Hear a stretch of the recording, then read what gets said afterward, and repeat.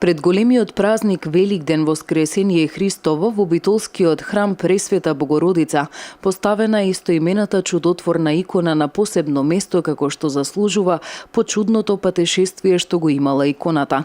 Создадена во 1742 година, иконата пред 70 години била украдена и завршила во Белград во рацете на колекционер кој покажувањето на митрополитот Преспанско-Пелагониски администратор новозеландски и австралиски господин Петар.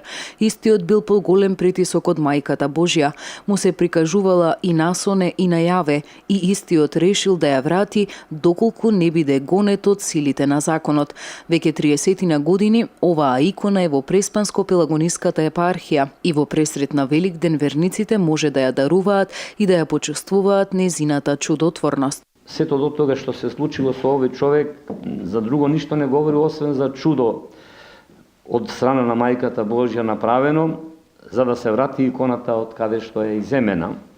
И така, ветив по цена и на својот живот дека нема да го пријама во полицијата, само да ја врати иконата, и иконата беше вратена.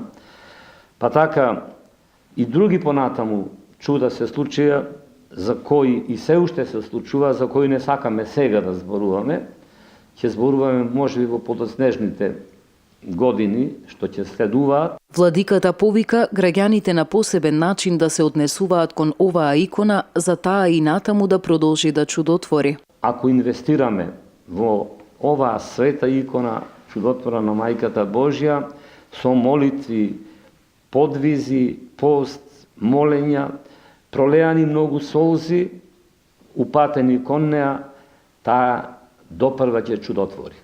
Така јас чувствувам, така го доживеав сето тоа, така го доживувам и јас и сите ние што сме во оваа света куќа.